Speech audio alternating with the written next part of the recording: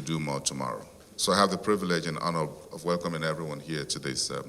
But George is the one who is going to do the main panel. This conversation will be about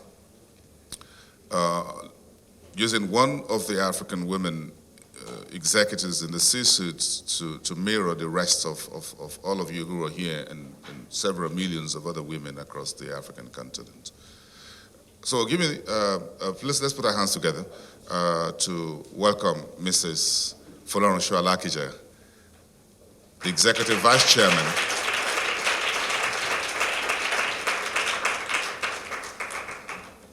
of Famfa Oil and Gas, Nigeria Limited. Thank you very much for coming. Thank you. And by the way, as a way of introduction, most likely she saw this dress by herself because she's one of Nigeria's most fashion designers. Can we give her a round of applause? So as a little bit of advertorial, which hasn't been paid for, if you want to consult, I'm sure. Do you still sew? I wish. You wish. Okay. But then it's welcome. It's good to have you here. We need to get this conversation started. And in 2012, June 2012, you did one newspaper interview in one of Nigeria's newspapers, the Vanguard newspapers, and it was captioned that you got out of the crowd so that you can get it right. So, if you look at the crowd in Africa, men and women, how did you get out of the crowd to get it right? One of the ways was by being determined to succeed and to excel in whatever it is that I decide to do. One of the ways was to be focused. And I had decided on what I wanted to do, and that was to be a businesswoman. And I intended to do a good job of it. I knew that the best way to go was not by paid employment to be able to get into business. So I moved out of paid employment and I began to face and focus on my life as an entrepreneur. If you look at the Africa's landscape today, what would you consider as some of the greatest challenge that women face when in the world of business? I would say that women have been marginalized, they have been discriminated against, they have been discouraged, they've been disregarded, they've been segregated, they have been put by the wayside, and it's been difficult. Cultures and traditions and social norms have not been fair to the woman, as a result of which you find that they're struggling to be able to run their businesses efficiently. They're struggling to be able to be allowed to even get out of the house to run businesses. As a result of which they have to find a work-life balance to be able to make that work. But you'll find that in Nigeria, for instance, or shall I say in Africa, for a start, 50% of entrepreneurs worldwide are found in Africa. And Nigerians form 41% of that. And you find that 10% goes to the US, and only 5.7% goes to the UK. So, the African woman is well versed and prepared and willing to be an entrepreneur at any time, and she has the opportunities and the abilities to be able to do it once given a chance. But that chance, she has to take it. It's not dropped on her laps. So there are so many other challenges that she faces, that barriers that she faces on a daily basis. trying to make a point, having to work triple harder to be able to say, I can do this, and I can do it successfully. I'm sure over the years you've had time to reflect on your journey in life and trying to excel. But what are some of the solutions that you've thought about that could change the perception, all that you've described as key challenges and barriers against women leadership in business and finance and every aspect of life on the continent? I think it should really start from home, from the cradle, with parents encouraging their girl child that they can do what their brothers can do, that they have the ability, and they should not look down on themselves, even if it seems as if society is looking down on them. They shouldn't see themselves that way, that they have the brains, they have everything their brothers have, and they should be encouraged to be to become leaders when they grow up. The fact that society doesn't really appreciate them that much, they have to go out and let the world know that it is important for them to be able to achieve this, and they have to go out and get it themselves. So it starts from the cradle. Parents have to instill that into their children from the start. And education. Education is paramount. Little education has been given to the girl child. Some are for religious reasons. But whatever the reason may be, I believe that the time has come that they should be given equal opportunities to be able to prove that they have the same brains as the boys have, and you'll find that once they have a level playing field, they actually do prove themselves. You're talking about the home front, and I like that, taking it from the cradle. Do you think this speaks more to African women? Because in a typical home, almost every African woman wants to have a male child as a first. And then everybody seems to say, well, that's the heir of the family. So do you think there's a lot more work by African women who are mothers in terms of rearing the children, boys and girls, at the same level, giving them the same opportunities and imputing to them that they are equal right from the beginning? That's important. That was just what I was trying to emphasize, that it starts from the home. Not just the mothers and the fathers. They must both agree that this is what needs to be done. In our home, we should give our children, both females and males, equal opportunities to be able to excel as best as they can. And I believe that we must look around us and ensure that our religions do not keep our children down. We need to make sure that they get into classrooms to be able to have that education that they so much need and deserve. In terms of doing businesses from small to medium enterprises on the continent, one of the key issues is about finance and access to finance by women. It looks like it's discriminatory against women because they don't have title deeds and to land and things like that. Have you faced issues, something like this? Is it something you've thought about as a major issue that should be taken up at the very top level in changing legislation, whatever it is, to enable women to have title deeds and inheritance issues? Inheritance issues have been matters that are being discussed in most parliaments in Africa. It's been shifting, but you find that those laws that have even been put in place are not being enforced the way they should be.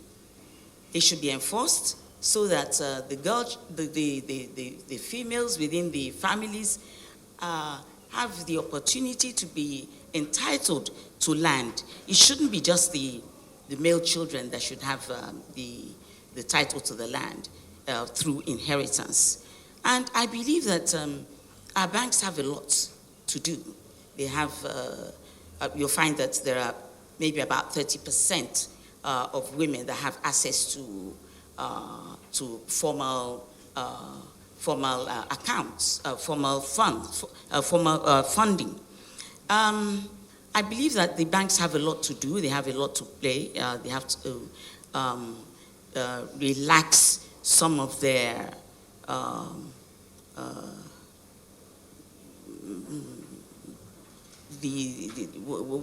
their requirements that, especially for women. I believe that Bank of Industry in Nigeria is doing a lot in that area. They even gave out maybe $55 million in loans last year. And Diamond Bank is also doing a lot in that area. They opened 480,000 new accounts, door-to-door accounts. I believe that they should reach out to a lot more women who are out there who don't even go to banks, who don't even know how to access funding or loans. You find that a lot of people patronize the microfinance banks. And the microfinance banks, they give small loans, their interest rates are high, and you find that the lending period is even short. So I believe that the government needs to find more ways and means of bridging the gaps that are, keeping women down, really. Because access to funding is important for entrepreneurship. And very few women find a way to get that funding. But I always encourage women to start on a small scale and then plow back what they've made into their capital. And you started from a very low level, and now you're in one of what you call the biggest industries in a number of Africa, the extractive industry called oil and gas.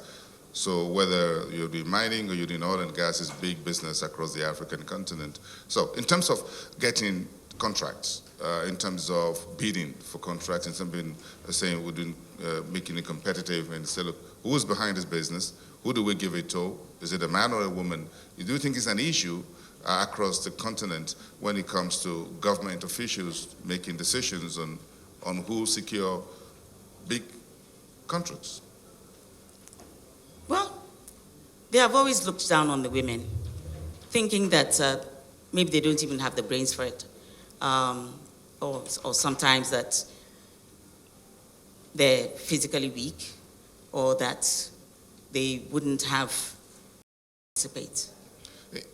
Looking around the world, there's a lot being said and being tried to work out in various jurisdictions how to improve the lot of women in business. There are a lot of initiatives on the African continent, including more women in executive positions. And I remember in Nigeria, it took some time, years ago, before you get a woman to become a bank CEO, for example. The central bank has to work through it and what have you. So do you think there are a lot going on around the world at the moment that women in Africa can leverage on and can copy as a way of moving up the ladder and staying there? I believe a lot is going on. The women are not taking no for an answer.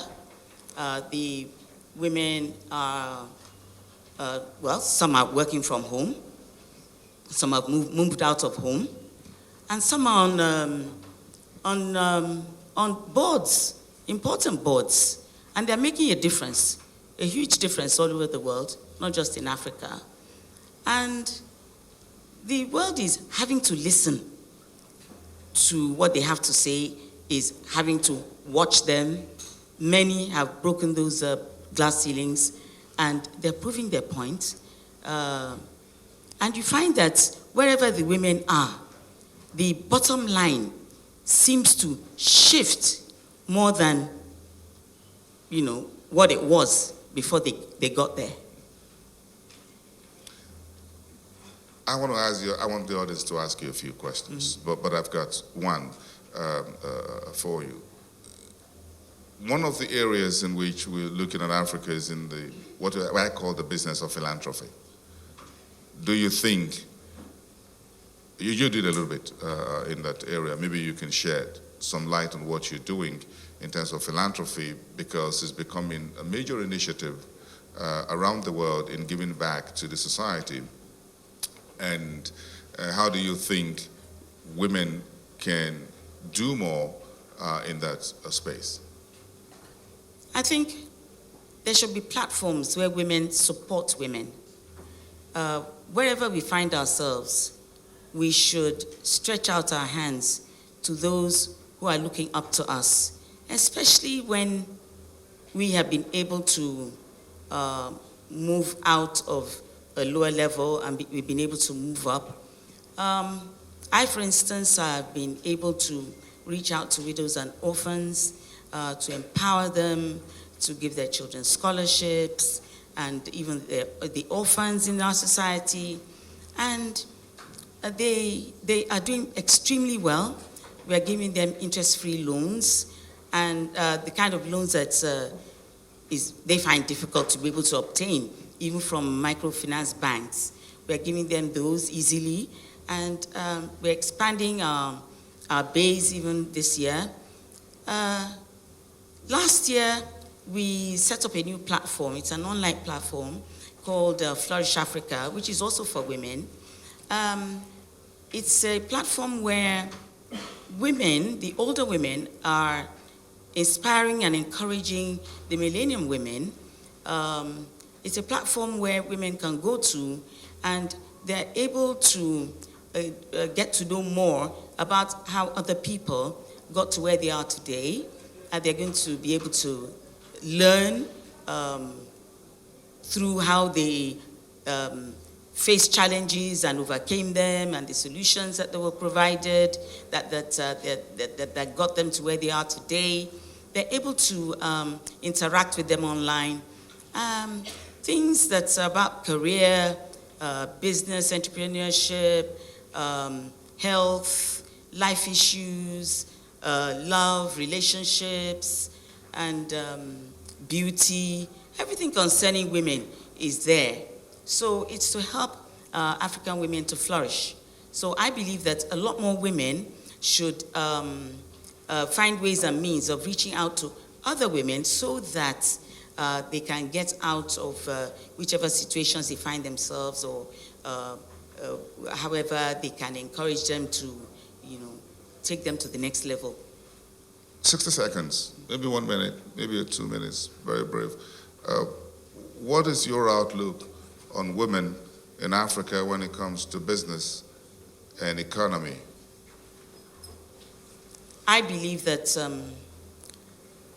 the African businesswoman, regardless of whichever level she's at, should be inclusive, even in the GDP of any economy. You should find ways and means of capturing all of that, and you'll find that there'll be a shift in that GDP percentage for any nation, especially our continent, Africa. You want to look at the GDP and say, what is the men and women contributions to the GDP? That's very interesting. And then I'll know my share, and you know your share of the GDP. Please give her a round of applause, please. Mrs. Alakija, for you.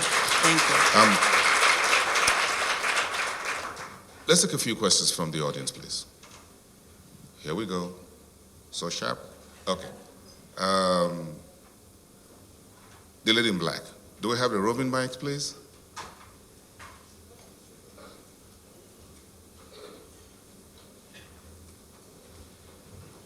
There isn't one. I think I'm loud enough. I can hear you. My Yes. name is Chinwe Ajene Sanya. Just a second, we would like to capture that on the audio system.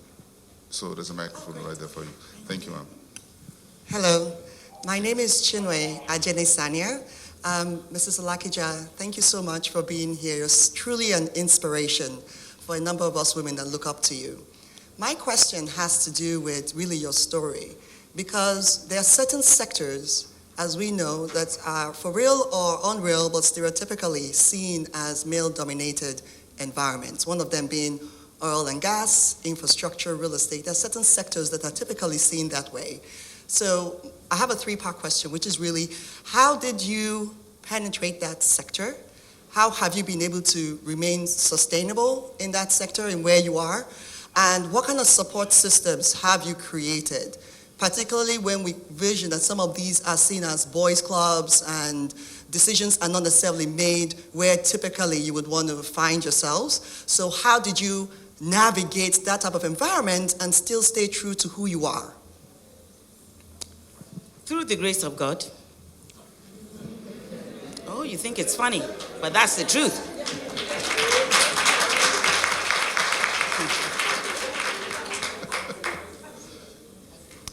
I thank God.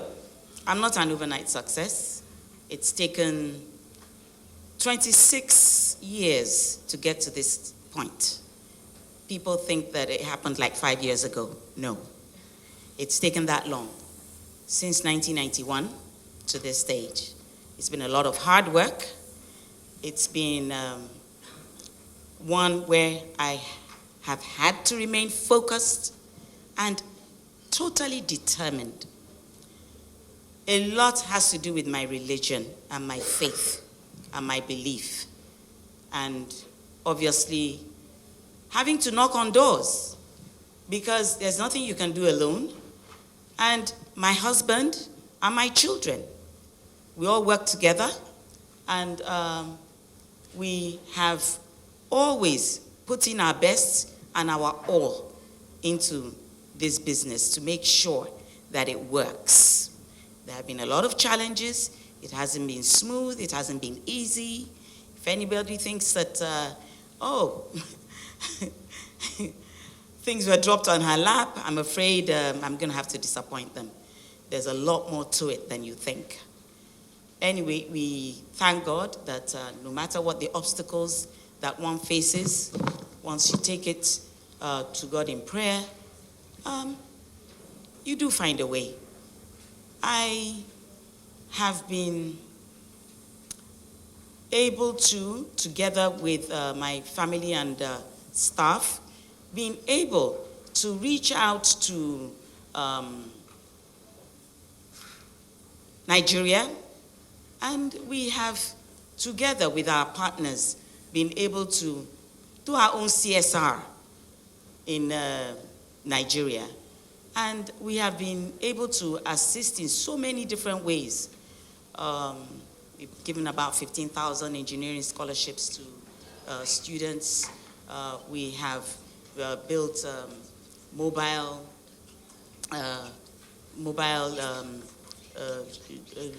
clinics that are in different parts of the country. We have remained focused, and we have fought many battles. We even had to fight our government for about 12 years. We went to court. Here we are. We won in the end. So it's about determination, focus, and prayers. So I think those are the major ingredients that have been able to keep me there and brought me this far. Part of the question she asked was, what structures are you putting in place? You're there today as the executive vice chairman, but if you retire tomorrow or the day after, so what happens? I did say that our children are working with us. They're all directors in the organization. We have a geoscientist, we have a lawyer, we have an economist, and we have a marketer, and they're all sons. It's a family business. And daughters. Sons and daughters. Or daughters and sons. We have sons, 4 sons. We have male and female grandchildren. As I said, it's a family business. It's an indigenous sole risk business, and it will pass on from generation to generation. Beyond by God's grace. Passion is good. In that interview in 2012, and I could remember it because it's an interesting read, you talk about passion. How do you put structures behind passion? Do you think passion is enough? What else do you need to put behind passion to make it sustainable? You need to be able to plan, short-term plan, medium-term plan, and long-term plans. Our plan is to also diversify into various areas and also continue to find ways and means of increasing the number of acreages that we have within the industry.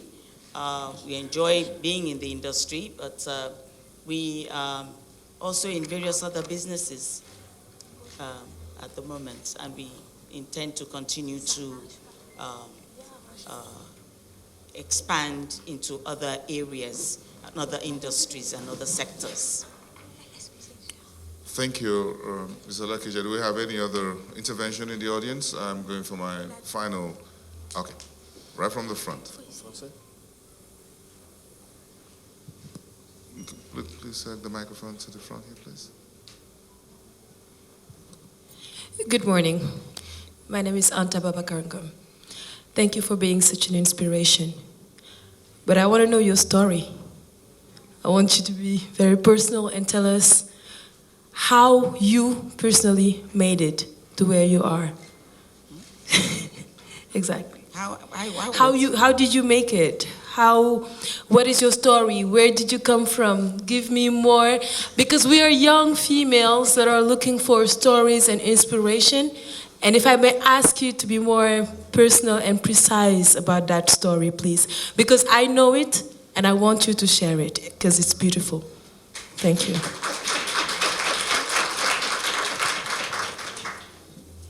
You know, I let you out by talking about the dress you wore. So, roll it back. We got a few minutes, please.